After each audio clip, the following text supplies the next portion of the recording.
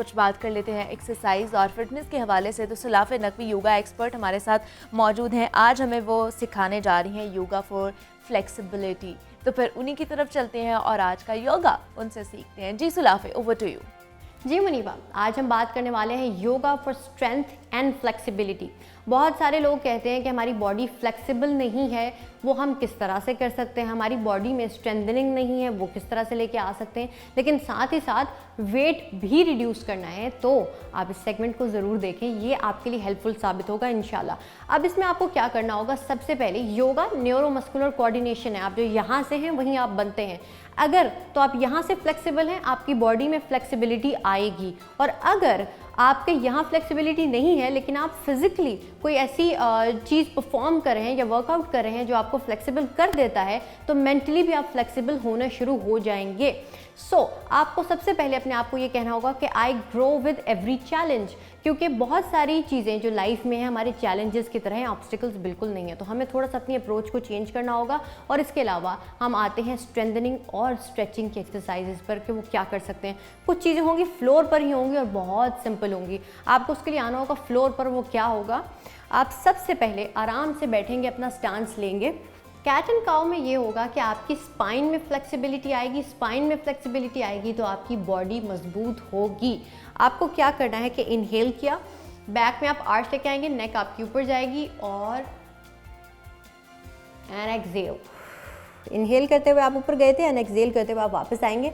और तब आपने अपने जो कोर है या जो एरिया है, एब्डोमेन रीजन है, उसको आपने स्क्वीज करना है। Inhale and exhale. सिंपल सी एक्सरसाइज है जिससे आप अपनी बॉडी में स्ट्रेंथनिंग और फ्लेक्सिबिलिटी लेके आ सकते हैं। लेकिन इसका की पॉइंट ये होगा कि आपको इसको 12 से 15 दफ़ा परफॉर्म करना होगा। लेकिन अगर आप टाइम के हिसाब से इसको करना चाहते हैं तो 30 सेकंड से बढ़ाकर आप इसको 1 मिनट तक 2 से 3 दफ़ा परफॉर्म कर सकते हैं। इसके अलावा आपको क्या करना है, हम जाएंगे बोट पोज में। लेकिन इसमें चेंजिंग क्या होगी, क्योंकि हम बात कर रहे हैं स्ट्रेंथनिंग की। तो स्ट्रेंथनिंग के लिए आपके जितने भी होल्ड्स हैं वो बहुत ज़्यादा काम आते हैं आपके। आप अगर बिगेनर हैं तो यहाँ हाथ रख के सिर्फ इस चीज़ में आप बैठ सकते हैं 30 सेकंड से 1 मिनट के लिए। लेकिन अगर आप इसको बढ़ाना चाहते हैं, यानी इंटेंसिटी बढ़ाना चाहते हैं, तो आपने लेग्स को होल्ड किया और साथ ही इस तरह से हील्स को यहाँ पर टच किया। चाहे तो आप यहाँ पर अपनी टोज़ को टच कर सकते हैं, अपने हाथ भी आप हटा सकते हैं जैसे ही आपको लगे कि आपने अपना बैलेंस बना लिया है। अब इस चीज़ की रेपिटेशन, यानी जब आप एक दफ़ा हील टच करते हैं इसको रेपिटेशन कह सकते हैं आप। तो आपने ये 12 से 15 की रेपिटेशन करनी है। 2 से 3 सेट्स में आप इसको परफॉर्म कर सकते हैं। इससे आपकी बॉडी में बैलेंस आएगा, स्ट्रेंथनिंग आएगी और स्ट्रेचिंग भी आ जाएगी। अब इसके अलावा आपको क्या करना है, हम जाएंगे अपने ब्रिज पोज में। ब्रिज पोज में जाने के लिए आप अगर चाहें तो आप अपनी लेग्स को इस तरह भी कर सकते हैं जैसे हम बटरफ्लाई में करते हैं या फ्रॉग लाइक लेग्स कहते हैं। लेकिन हम इसको थोड़ा सा आज आसान बनाएंगे। इसको नॉर्मल हमारा जो स्टैंडर्ड ब्रिज होता है उस तरह से फ्लोर पर आने के बाद आपने सिर्फ अपनी बॉडी को लिफ्ट करना है। चाहे तो आप अपने पाँव को टच कर सकते हैं, लेकिन यहाँ आपने थोड़ा सा होल्ड करना है 3 सेकेंड्स या 5 सेकेंड्स का। और उसके बाद रिलीज। अगेन इनहेल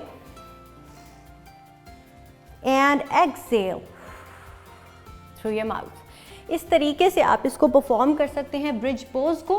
और उसके बाद जो पिजन पोज मुझे सबसे ज़्यादा इसलिए भी अच्छा लगता है कि आपको ये स्ट्रेंथनिंग देता है, फ्लेक्सिबिलिटी इसमें बहुत ज़्यादा आपकी बॉडी में आ सकती है। बिगेनर्स जो होंगे वो सिर्फ रनर्स लंज होता है उसमें जाएंगे। अदरवाइज़ आप इसको परफॉर्म किस तरह से करेंगे कि आप आए फ्लोर पर आने के बाद आपने अपनी कंफर्टेबल पोजीशन ली। कंफर्टेबल पोजीशन लेने के बाद आपने अपने एक जो आपकी लेग है उसको इस तरह से स्ट्रेच किया, बेंड किया। और शुरू में अगर आप बिगिनर और यहाँ तक पहुँच गए हैं तो आप अपने हाथ बस यहाँ रखने हैं। जब तक स्पेशली आपका जो पेल्विक एरिया है उसकी भी स्ट्रेंथनिंग बहुत ज़रूरी होती है, स्ट्रेचिंग उसकी भी ज़रूरी होती है। जो लोग स्प्लिट करना चाहते हैं उनको इसमें बहुत हेल्प मिलेगी। अदरवाइज़ आप अपनी टिप्स पर आ सकते हैं और लेग को थोड़ा एक्सटेंड करने के बाद अपनी नेक को ऊपर ले जाएं। यहाँ अगर आप इसको बढ़ाना चाहते हैं तो आपने यहाँ अपने हाथ रखे, बैलेंस अपना देखना है और उसके बाद अपनी एक लेग को रेज करने के बाद यहाँ आप इसको साथ लगा सकते हैं। अगर शुरू में बहुत मुश्किल है तो सिर्फ और सिर्फ आप अपना हाथ हटा दें और लेग को पहले रेज करके देखें कि लेवल क्या है और उसके बाद इसको होल्ड करें और बाद में यहाँ तक आप इसको लगा सकते हैं। इस तरीके से आप 15 से 30 सेकंड में आप इसको परफॉर्म कर सकते हैं। और साथ ही साथ जैसे ही हम स्ट्रेंथनिंग और स्ट्रेचिंग की बात करते हैं तो साइड स्ट्रेच सबसे आसान है। आपने उसको इस तरह से परफॉर्म करना है, यहाँ पर एंड एक्सहेल, इनहेल करते हुए जाएंगे, इनहेल एंड एक्सहेल। बाकी जो हमारे सीटेड सर्कल्स होते हैं वो भी बहुत ज़्यादा बेनिफिशियल हैं हमारे लिए। हमने सेम इसी तरह से इस चीज़ को परफॉर्म किया। 12 से 15 की रेपिटेशन, यानी एक सर्कल आपकी एक रेपिटेशन होगी। 12 से 15 की रेपिटेशन के अंदर आप इसको परफॉर्म कर सकते हैं।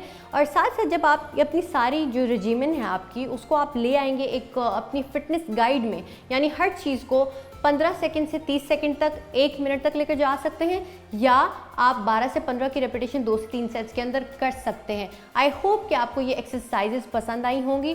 मुझे और जागो लाहौर को हमेशा की तरह आपके फीडबैक का इंतजार रहेगा, और मेरी तरफ से हमेशा की तरह आपको इस जर्नी के लिए भी बेस्ट ऑफ लक गाइस।